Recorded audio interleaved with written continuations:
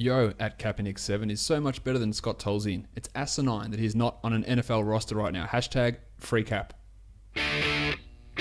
You are Locked On Fantasy Basketball, your daily podcast on fantasy basketball. Part of the Locked On Podcast Network, your team every day.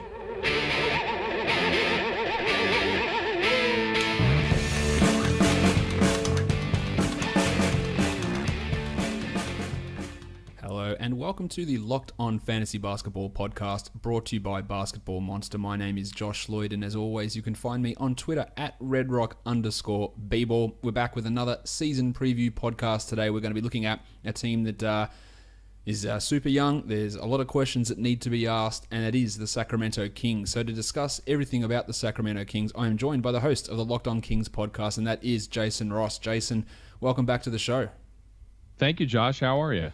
I'm good. I'm ready to get into all things Kings. There's lots of changes. There's new veterans. There's about 10 guys under the age of 23, it feels like. It's just a very, very weird team, and I'm sure there's going to be excitement, but there's also going to be some confusion and some mistakes and lots of interesting stuff in the first full season post DeMarcus Cousins. Let's start by talking about the guys that did arrive, and I think by far that the best player out of that group to arrive is George Hill, who's signed in free agency. We would expect, and I don't think anyone should doubt this, that he will be the starting point guard for this team. He battled through a lot of toe injuries last season, but when he was healthy, we're talking about a top 40 fantasy guy. We saw that in Indiana when Paul George was out as well. He was a top 40 sort of guy.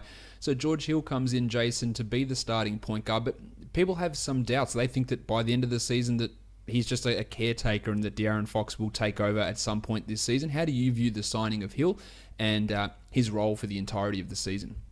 Yeah, I agree with a lot of what you said, Josh. I think initially he's coming in and that's his spot. I think he is the starter. I was a little surprised by the length of the contract. I could have seen maybe a 2-year deal with the first one guaranteed, second one with an option, but it's 2 year, or the first two are guaranteed. Third one, there's an option. And, most teams trust veterans, and George Hill honestly is coming off his best season. So if he can do something like that, like he did in Utah, and stay healthy, it's obviously going to help the Sacramento Kings. So I think if everything goes as planned, he will play a majority of the games, obviously a majority, I won't even say a majority of the minutes, but will be the starter, a guy that can lead and lead by example for De'Aaron Fox, who they drafted. But I think, those starter minutes and probably the bulk of the point guard minutes, at least at the beginning of the year, I would expect to go to George Hill. People don't realize how good George Hill is defensively, offensively, as a shooter. He can do so many different things, and when he's forced into roles where he needs the ball in his hands for more amounts of time, like, it works, and he does things well. At the start of last season when Hayward was out, he killed it. He killed it when Paul George was out, but the injuries is what's really bothered him over the past 3 to 4 seasons. He's getting drafted 78 on Yahoo, 91 on ESPN, and that's sort of where he can be. He can be a top 50 guy if he plays 34 a night. I'm not sure he's going to be able to sustain 34 minutes a night over the course of the season, just with the presence of Fox, but I think that he might start the year playing 33 minutes a night, and that might cut back at some point. And with the Kings having their own draft pick this year, but not having it next season, there could be some Suns-like tomfoolery going on with some of these guys late in the season. We saw it last season with guys basically just alternating in the lineup. Costa Koufos, Tyreek Evans, Garrett Temple. It was 1 game on, 1 game off for all those veterans, and I think we might see some of that in March for Hill. But you're taking him late, you can get early top 50 production out of him. I think you should feel pretty good about him in all areas. One of the other guys that's come across, and this is a guy I'm really excited about, Jason, that is Bogdan Bogdanovic, who is a 24-year-old rookie. I think he might be 25, who comes across from Serbia. He is not related to Bojan Bogdanovic. They come from different countries, and he's a completely different player to what Bojan is. So I always give my player comp for the sort of guy that he can be, especially statistically. What do you liken Bogdan to in terms of a type of player that he can be? Yeah, I'm anxious at this point, Josh, because I don't know 100%. I've seen the film. I haven't watched all of his games. I saw a lot of him in the Olympics. I know in Eurobasket he was just playing recently. He's been playing well. I'm intrigued because part of me feels like his best position is the shooting guard. Buddy Hield is there too. They could share minutes. I'm wondering though if he gets more minutes at 3, but I also see his ability to be a creator and a playmaker. I mean, he can get 4 or 5 assists a night. So it's a weird spot that I believe Buddy Hield can be a productive guy for the team and in fantasy. I believe Bogdanovic can be a productive guy for the team and in fantasy. But if they're sharing the minutes at the 2, I don't know how productive they become, but if one of them gets the 3 spot and plays a lot of minutes there, it may hurt them as a team, but as an individual and in fantasy wise, I think they could blossom. So I'm not exactly certain where that's going to go. I still feel like both their best positions are 2, but we know basketball is kind of interchangeable now, and I'm not sure which route Dave Yeager will go, especially without. I don't really think the team has a legitimate starting 3 right now. Could they force one of those guys into that spot? That could still be something that happens. Yeah, you're right. I think that Bogdanovic is going to be good enough that he's going to force those minutes. I've heard people talking about the fact that he might push Buddy Hield for that starting 2 job. I'd be stunned if it happened, but I also think that I wouldn't be shocked if Bogdanovic turns out to be a better player than Hield, just with his ability to do more things than what Hield can do. You talked about his passing. He's quite a good defender. The guy that I liken him to is a worse Bradley Beal, an athletic, high percentage 3-point shooter who plays the 2, can defend decently above average, but also can handle the ball and pass, and his statistical similarities are similar. Like, he could have seasons of 15, 5, and 4 with 1.5 steals and 2 threes a game and do that fairly efficiently at some point in his career.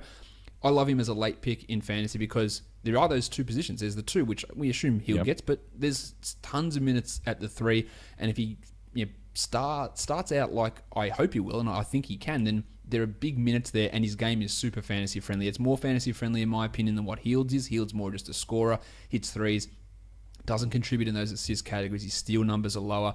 Yeah, Hield has more efficiency, but I would take Bogdanovic over Hield if we're talking about equal minutes between the 2. I just don't think we're going to necessarily be at equal minutes, but it is a possibility. It's not something that we can rule out at this stage.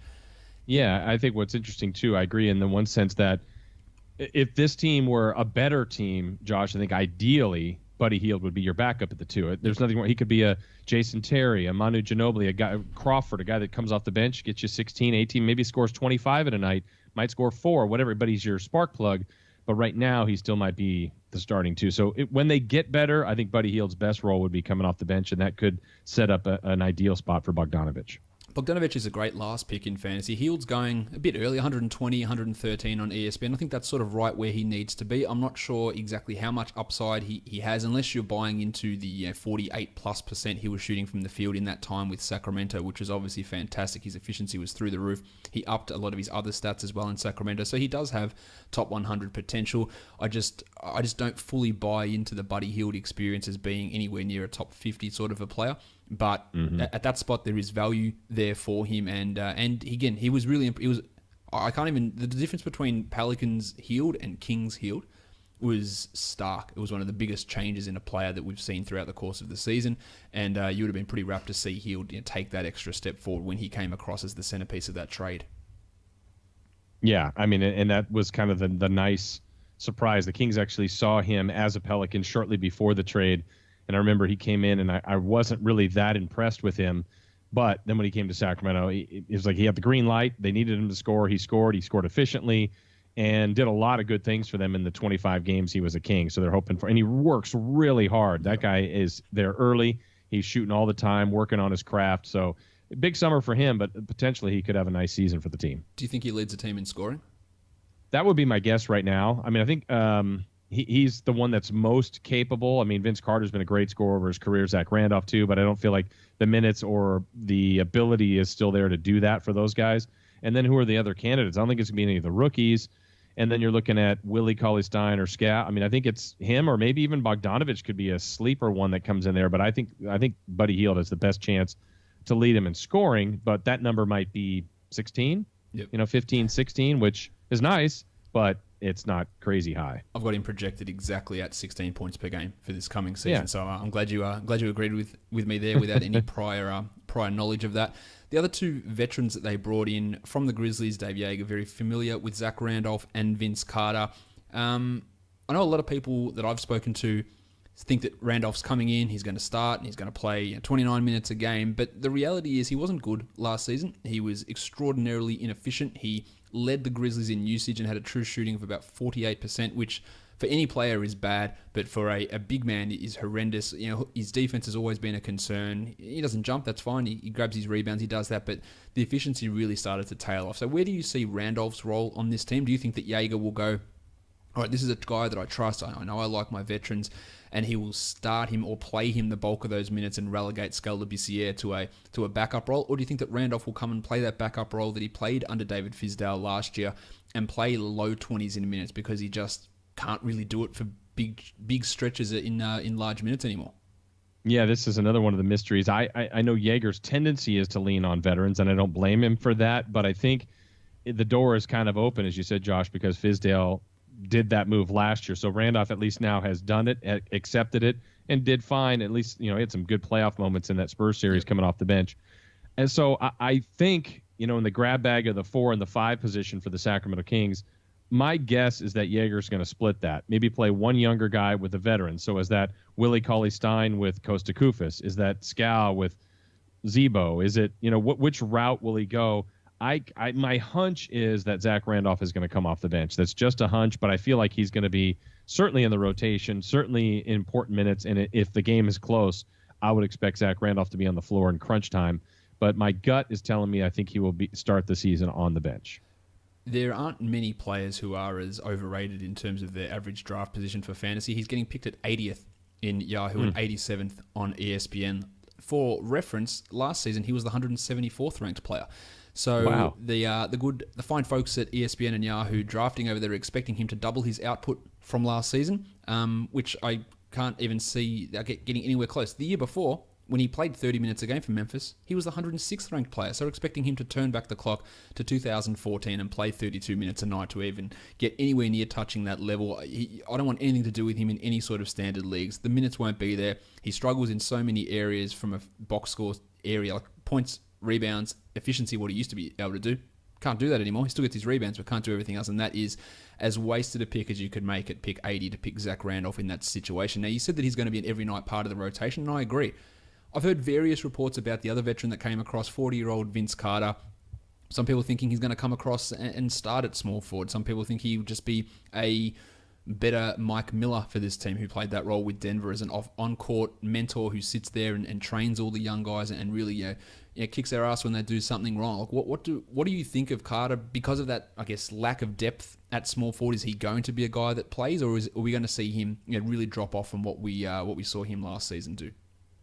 Yeah, he ended up having a decent season, certainly for Memphis last year. But that's the spot that is so open. And so if we go back to maybe a mix and matching of playing Buddy Hield and a Scal, or Buddy Hield and Willie Cauley-Stein, 2 younger players, and George Hill in there, I feel like they need a little bit more of a veteran presence because, I don't know, let's say you open the night. Well, they don't start with the Warriors, but on a night you play the Warriors, someone's got to guard Kevin Durant. Not that Vince Carter can, but I don't want to see Malachi Richardson or Bogdanovich or Justin Jackson or some of these other guys that could potentially play 3 start there. So I think he's got an opportunity to start, but that could be something, Josh, where he literally starts and plays 14 minutes a night or 16. I mean, nothing that's maybe some nights up to 20, 25 if he's got it going. He's still an efficient 3-point shooter and can do some things, but he actually might have been a better fit around a guy like DeMarcus Cousins with his ability to pass and create for others and just spot up and shoot. But I think he'll still have his moments. Well, he'll have a highlight or two, and he's,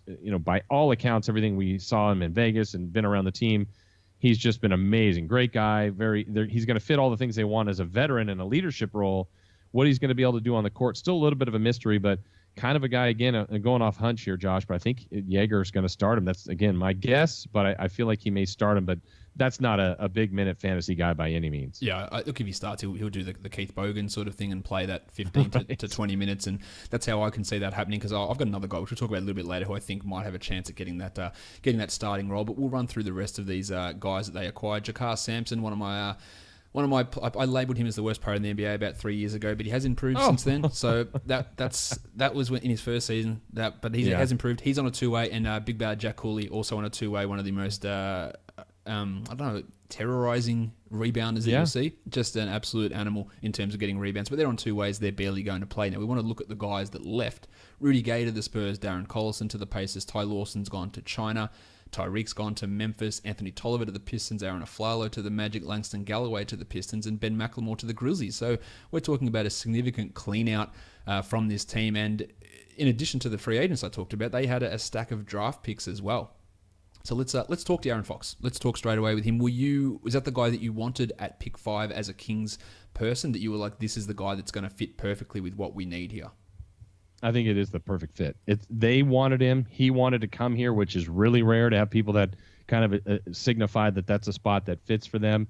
If something weird, where they were drafting, could they get him at 5? There was some talk, he might go before them. But then when he was there, it made perfect sense. If someone else fell that would have created a difficult decision, maybe there was another angle. I know the Kings front office is going to say this, but the night of the draft, Vlade said that's who they would have taken number 1. I'm not sure if I believe that, but they wanted him. They zeroed in on him. I think he makes a lot of sense.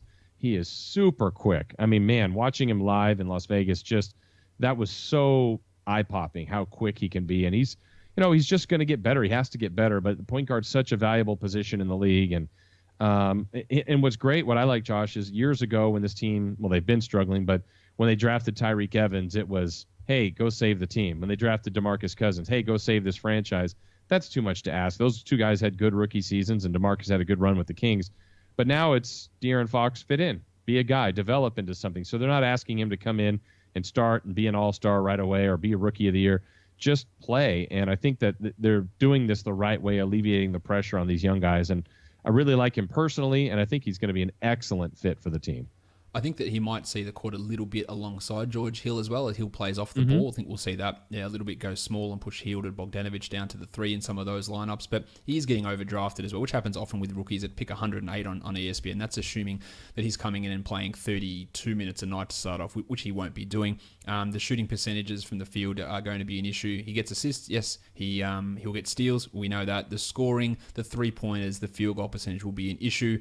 And I don't see any rationale for drafting him in any 12 or probably even 14 team leagues this season. But he could be an interesting March, April type pickup guy if they do indeed start reducing Hill's minutes and playing Fox some of those big ones. But he will still be, like we saw this with a guy like, I'm trying to think of the guy who it was last season who started playing, Tyler Ulis, who started playing those big minutes for the Suns. Right. Putting up numbers, but for fantasy, he was still like the 110th ranked player over that time because he was just taking bad shots. He was super inefficient. And while he looked good and playing minutes and putting up these numbers, I think that Fox could be in a similar mode there and have stretches where he shoots 35% from the field on like 16 shots for a couple of weeks in March and really does hamper you in that area. The other guys that they drafted, they traded out of that New Orleans Pelicans pick to get a couple of other first-rounders from the Portland Trail Blazers. They selected Justin Jackson at 15 and Harry Giles at 20. We'll start with Jackson. You referred to him earlier. He's an older rookie who is a small forward, and we talked about the need they have there. I was decently impressed with him in Vegas, but I also don't think that he's going to be able to be an every night contributor in the NBA, given his talent level, his frame, and despite the need that they have at that position. Yeah, he's a guy, when they drafted him, I said, all right, makes some sense, fills a need a little bit, but I looked at him as a rotation guy, and there's nothing wrong with that. Everybody needs people to be in your rotation. Watching him in Vegas, though, he did surprise me, and as you said, you kind of have to take that for what it is, but against the competition he was playing against, he was really good. And I think, as you brought up, Josh, being older, I think that helps him. A little bit of age, he's played in some big games at Carolina, played in the big moments and played well. He was a really nice surprise to me. So I don't know where ultimately he fits in, but that was a good showing for him. And with that 3 being seemingly wide open, hey, if he continues to have a good preseason and a good early part of the season, it's going to be tough to keep him on the bench. He's not a great fantasy producer just for what his game is. Like, low steals and block totals, not a high assist guy or rebounder. He can score, but not necessarily efficiently, not a great free throw shooter. So the whole package doesn't sound that appealing. So I don't really love him for fantasy, but he could develop into a player that, again, when we get to March, is playing bigger minutes and starts playing 28 a night and for a 2-week stretch and starts putting up some okay numbers. But he's not a high priority guy. He's not a high priority guy for me in dynasty leagues either, just because of the player he is. The interesting one is Harry Giles, a guy that was always in discussions to be the number 1 player in high school and through college, but multiple knee surgeries, struggled at Duke last season, and it's hard to find really any sort of role for him this season as he joins the Kings. Do you still hold out hope that he can at least do anything to recover from these knees, or does it just feel like that he's never going to be able to recapture the form that saw him be that such a highly touted college recruit? Yeah, here's another one that's the kind. I mean, I feel like this whole roster is a little bit of a mystery, but this one may be the biggest one because I've had a lot of people on Locked On Kings, Josh, that have said, "Oh, there's no doubt would have been the best player in this draft." I mean, convinced of that. And had he been in other drafts and healthy, he would be a number one. And so I hear that, I get excited about that. But everything, I saw his Duke games, and then the Kings took extra care, didn't play him in summer league. He practiced but didn't play. I feel like they're going to take a lot of care with him here. So they're being patient. That's great, but it's hard when kind of out of sight, out of mind. And I hear what everybody else says. I believe him, but I don't know. He is the biggest mystery to me, because when I hear someone has the talent to maybe even be the best player in this draft, which I think is a great draft, but he doesn't play, it's just hard to see what he possibly can be. So if he's healthy, I'm going to go that he'll be good. But that's the biggest question. And I think the Kings medical staff felt good enough about drafting him, so I hope he's going to maintain his health for his sake and for their sake. I think you're going to see a lot of him in Reno alongside Papianis in that front court. He's a good shot blocker, he's a good rebounder. His shooting, it's not too bad. It does need a little bit of work, but he is an interesting sort of guy. And I think that if you're looking at that sort of area in dynasty leagues, like I'd be even inclined to just have a swing on him ahead of a guy like Jackson, just because I do think the upside is higher. The risk is obviously higher there in terms of him panning out, but we're talking about a guy that could be a starter, whereas Jackson you just project as maybe a 6th or 7th man, best case scenario. So it is definite risk associated with Giles in that situation. And then in the second round, they selected Frank Mason as a point guard, really to be the third point guard on this team. And like Giles and like Papianis, we're not going to see a huge amount of Mason this season. Really praised for his intangibles, but what can he actually bring to this team apart from that? Because, second round rookies aren't coming in and being leaders on teams straight away. Yeah, no, I don't see the fantasy value. What they're hoping, the team loves him, absolutely loves him. Everything about him, the way he plays, the chip on his shoulder, the edge, his experience at Kansas, his story there, was just kind of a guy. Then he became the college player of the year, all the experience he had there. And then he pushes De'Aaron Fox. He'll push George Hill. He'll be that kind of pain in the butt in practice. And, this is a lofty thought, but some have said, hey, can he do something like Isaiah Thomas, picked 60th years ago for the Kings, worked his way into a 20-point-a-game scorer as a King, went to Phoenix, and then, of course, in Boston was an MVP-type candidate. So that's the super optimistic view. I don't see that happening, but it's the same kind of story where a guy who can really play probably is going to start the season either in Reno or certainly as third on the depth chart in the point guard position. But I think we'll practice hard. We'll be there. We'll get noticed. If there's an injury, he'll be effective. And I think he's the kind of guy that will push everybody. So you like those guys. Tough to keep him off the floor, but I don't know where those minutes are coming. Where are we at with Malachi Richardson's hamstring? He suffered a severe injury with it last season, came back, and then seemed to injure it again in summer league. So it's been hard to find consistent reports on where he's at. But was it a serious re-injury in Vegas? Is he likely to be ready for camp in a couple of weeks' time? Yeah, everything about that was precautionary from what I could gather. I was there for that game, and it didn't look bad. And it was like he just walked off the court, and then it was he won't return, and then they shut him down for the rest of summer league. So I don't think it's nearly as serious as the one that he did before the All-Star break at Golden State. And another intriguing guy because he has gotten a lot better. He's got the size to maybe take over the starting 3 spot. Just didn't get it just quite enough games. That's one of the regrets the team probably has of his injury because the final 25 games, they experimented. They tried everything, and he would have been a guy that would have got a ton of run, a lot of opportunities, and they could have had a good look at what he could look like maybe in a starting role in 25 minutes. But they didn't get that opportunity. But of all things, he's a good shooter. I don't know about filling up the entire stat page, but that's a guy that's gonna make a little push for the starting 3 spot too. So do you, given all these players that are around, do you think that he has a chance to be an every night part of the rotation? Because I think he might struggle to actually get into a 10-man rotation with this team. Yeah, there's going to be someone that's left out. I mean, that's the reality. I mean, we were talking point guards earlier. Mason and Hill definitely have to play. If Bogdanovich and Hield play the 2 in some role or /3, well, does Justin Jackson get left out? Vince Carter, Malachi Richardson, and then all the bigs that they have. I mean, Willie and Scal and Papiana, Zebo, Kufis. I mean, how do they play? And Garrett Temple, I even forgot. So they have a lot of depth, probably more depth than they've had. That's great, but you can't play everybody. You got to trim that to 9 or 10. So there's going to be, I think, 2 or 3 guys that probably could be playing that won't play, and I just don't know which. It really is kind of the mystery. It's not clear cut to me. I think you can make an argument for a lot of these guys. Coach will have to figure out which couple he's going to leave out. The guy that you did just forget there. Garrett Temple, I think he's an intriguing option to be the starter at the 3. We know that you talk about veteran leadership on this team, that he did a lot of that last season. He played a multitude of roles.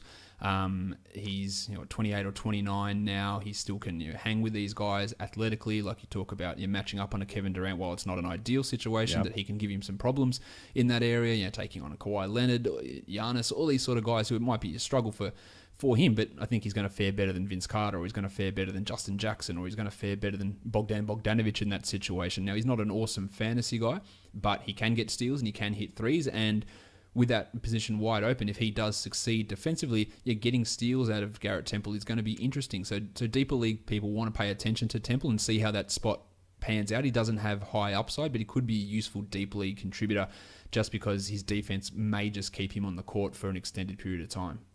That's a great point. It's not even close last year who the best perimeter defender was on the team. It was Temple. I mean, he would guard Durant, but then he'd guard James Harden. Then he'd have to guard the Greek Freak. I mean, he guarded every different, Russell Westbrook. He had to guard every different type of great scorer, from the big guys, not big, but the bigger wings, to the quicker point guards. And he did really well against some of those guys. Now, again, that's not a sexy fantasy pick, but as far as what the team needs, an important role, Garrett Temple has to play. And that was one of the surprises to me, Josh, when they drafted, of all things, when they drafted De'Aaron Fox and Frank Mason. People were like, well, they're going to need a veteran point guard. I said, they do kind of have one. Temple has played that role, but it made more sense once they grabbed George Hill. But I thought that was a route they could go and then go after a starting 3.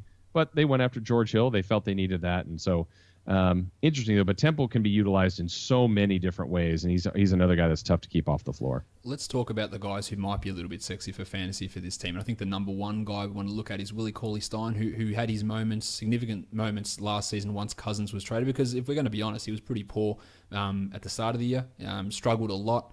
But at the end of the season, it felt like he'd cemented himself. Like, I am the starting center for this team now. I'm going to get my steals. I get my blocks. My field goal percentage is okay. I had some improvement from the line. He started scoring in bigger bursts. And I think he's got a chance to be... probably George Hill's got a higher upside, but Cauley-Stein could be the best fantasy option in this team. And you can get him. It's still a bit of a bargain outside the top 100 on ESPN. And that's even with me being conservative with his minutes projection, because... as you said, like, Kufos is going to get some minutes. Randolph and Labissiere, like, those 4 guys are going to get minutes in that front court, and it's all to do with how Jaeger distributes it. Do you see Cauley-Stein as being the guy out of that foursome who gets the most playing time? Yeah, I do, and I don't know where and what areas he's going to get better at, but I was really impressed with him in the final 25. I think the thing that happened when they traded DeMarcus Cousins, obviously they got some talent in return, but it's what opened up. So now all of a sudden, Scala barely played. He was in Reno, just had a few different runs, and then all of a sudden we saw some flashes from him. Willie got a lot of run. First game out of the chute, I think it was 29 and 14, just amazing. But then he backed it up with a 2-point effort. So, but what happened after that? Like, I would say, Josh, the final 20 games, he was far more consistent than Scal. Yep. Yeah. So I think if he can do that, and I had said, hey, look, to me, Willie's goal in the final 25, this was very reasonable and doable. I said, can he get 14 and 7? That's not crazy. And he gets 29 and 12 out of the chute. But I'm like, just steady, be 14 and 7. That's not all-star numbers, but that's good. That's year 2. You're getting better. And if you can carry that over into year 3, what I like, though, is he did a lot of other things that I didn't know was in his game. They used him at the high post. He was feeding passes there and back cuts and being a little bit more of a distributor. They ran more of the offense through him, and he had a little bit more depth to his game than I thought. Mid-range jumper was okay. His rim running, his ability to finish is his strength, his speed, running the floor. That's all what he can do, and he rebounded pretty effectively, protected the paint a little bit. So he had the well-rounded game that I think more people might be excited about what Scal can do, but I think Willie is already ahead of him and a little bit more consistent, and I think that's what is the appeal about Willie Cauley-Stein. Yeah, I agree. I think Willie will be better this season. I think he'll be a better fantasy contributor. Scal had those big games, and people are always going to remember that fourth quarter he had against the Phoenix Suns, and he just dominated, but that was the Suns at that point, and they struggled significantly in the front court. We'll talk about Scal now.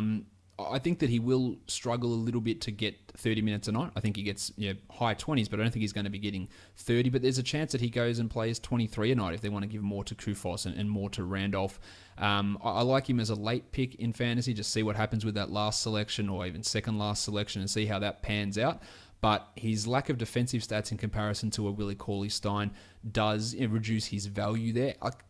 We've talked already. Look, they might split that front court up and put Cauley-Stein and Kufos together. But do you see Labissiere as being able to push for the second most minutes in that front court situation? Yeah, I think there's some potential for that. But what does that mean ultimately? How many minutes? What kind of production? And I think I'm a little bit torn on Scal. What bothered me? I say bothered me. I don't know if this is fair either. But I was so excited for him in the summer league in Vegas, and not that's the end all be all. But he had the run of 25 games. He was an older guy, quote unquote older guy in Vegas. And I didn't think he had a very good summer league. He had a couple of flashes, but not as much. And the one thing I wonder about Scal is what's good and what's bad for me on him, Josh, is I think they could go two ways. I think they could make him a post player, like legitimately beef him up, make him a traditional post player. He's got that ability. Or a guy that can go out on the wing. He can handle the ball a little bit. I don't know that he's quick enough, but really make him a stretch big guy. He has the ability to do either one, but I don't think they've picked one, and I think they're kind of trying both. And I don't know, he's got a lot of different skills, but I don't know that I would say he's great at one thing yet. So he's got to work on all of it. I think he will work hard. He does work hard. He's very coachable, and he's got a lot of potential. But I feel like he needs a little more nasty in his game. He's a really nice guy, and that's awesome. But I want to see a little more intensity and fire. He works hard, but I think if all that comes together, then I think that's where people would be excited about his ceiling. Georgios Papagiannis was the 13th pick last season, struggled immensely. He did provide us some highlights in Vegas, mainly punching on with Dragan Bender, that's definitely the most fun rivalry in the entire NBA. It's the weirdest one, but it is super fun to watch. And then Marquise Chris jump. It's going to happen all the time. It is super fun to watch. But I know some people are just like, no, he's just not an NBA player. Like, do you have a bit more hope for Papagiannis, or do you just think that it's just not going to happen with him? A slight bit of hope, but I don't know. I don't see. He did get better. I mean, he did. When he was first on the season, the first couple of preseason games and a couple of games that he played early, it didn't look like he belonged at all. He dropped some more weight. He can move a little bit better. He's got okay hands. He can rebound. He's a presence. He can set screens. I mean, those are all nice things, but there's just people skill-wise on the roster that are better than him. So he's got to keep working, and he's still really young, so I guess I'll give him the benefit of that doubt. But, I wouldn't give up on him if I were the Kings, but I also wouldn't, I think it'd be foolish to say, well, he's going to be in the rotation and play 15 to 18. I don't see that. I mean, if there are injuries, sure, but if not, I could see him getting end of the bench time or maybe some more production in Reno. Yeah, that's how I see him as well. He did have a couple of double-doubles late last season and a long stretch of games where he had a block for about 10 or 11 straight games and a couple of multi-block games. So he showed a little bit there and looked thinner again in Vegas also. But yeah, he's the fifth big at the moment, and yeah, that's just not going to enable him to see the court every night. He's just not going to be able to do that. So not a huge amount of hope for Papagiannis, but again, some improvement has been shown. Jason, who's your breakout candidate on this team? And you've got a lot of young guys to choose from, but who's the guy that you think is however you want to phrase breakout? You can use whatever criteria you want. Well, I think as we've discussed, I personally don't see a great fantasy pick on this roster. I could see the team playing better. Certain guys, Temple might be the best guy tonight. Hield's the best guy another night. Scal has it this night, but consistently, I don't know that there's a great guy like that. But the one, and this is a little bit of a reach for me, Josh, because I haven't seen him play enough, but based on what other people are saying, based on how he's been able to fill up a stat page when he has played on international play, I think it's Bogdanović. And I don't know. I know he's not coming from any NBA experience, but I think this is a guy that could just jump on the scene and either be a high rotation minute guy or even get starters minutes. And I think he's going to shoot the ball well, be a little bit of a creator and playmaker, defend decently, and be a nice addition to this team. Yeah, I'm super pumped to see him on this team. Really, I think he's going to open a lot of people's eyes as they just think that he's a white European shooter that can't do anything else, but that's just not what he is. Like he offers a lot different aspects to his game. So I'm super pumped to see him come across. I think there are some guys that look, they're probably the worst team in terms of fantasy to look at, but there are still value guys. Corley Stein at that 93 spot on Yahoo is fine. Outside the top 100 on ESPN, I think that's a really good pick. I'll end up with him in a lot of spots. Skal and Bogdan with late picks. You want a big man or you want a passing wing. Either one of those guys is a solid option. Georgie Hill, if you're just looking for solid contribution, who could have top 50 early season value and then that maybe fades. Like you can grab him around the 80s or 90s. I think there's good value there with him. But there are some guys that are going a little bit high, and I touched on it already. Zach Randolph is probably the most overvalued player there. Darren Fox at 108 is a waste of a pick. And for some reason, Justin Jackson and Harry Giles have got ADPs on ESPN. But I hope that's just because a couple of drafts of only 2 or 3 people have taken those guys, and they're not having any. Frank Mason's got an ADP as well, so I don't really understand what's going on with those guys. But there is some value there at that top end. Corley Stein, Hill. Healed is sort of where he needs to be. Bogdanovic, Labissiere. I think that there's a little bit there, but you're not expecting high-end production from those players. No. Yeah, and I think you said it best earlier, too. The one thing I would watch is the season. As it goes along, how they're being used.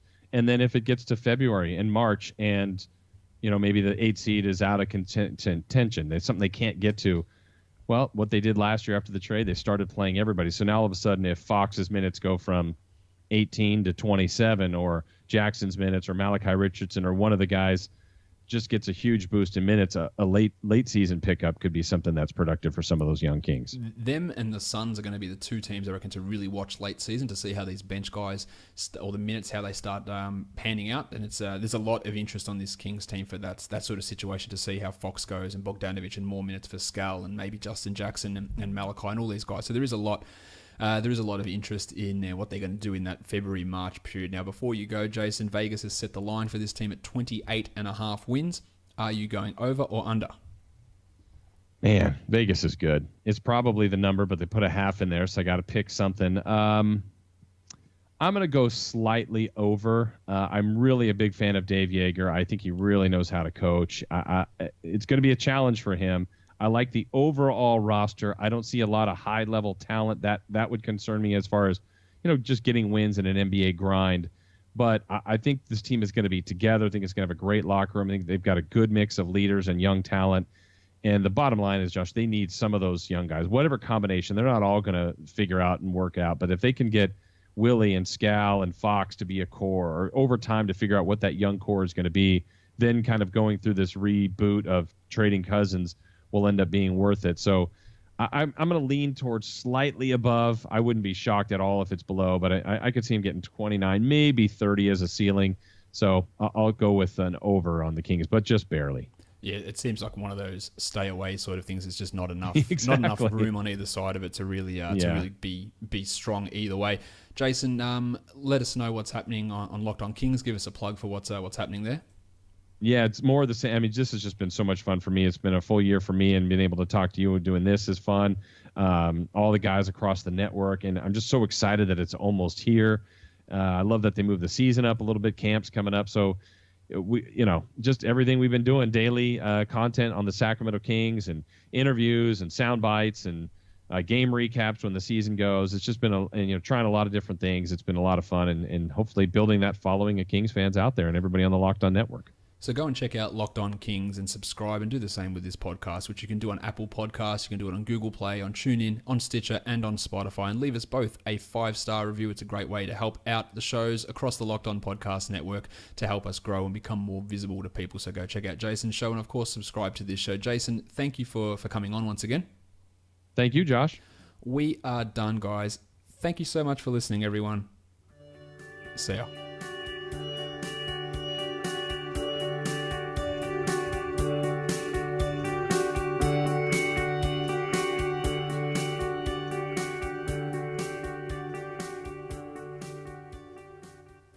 Garrett Temple.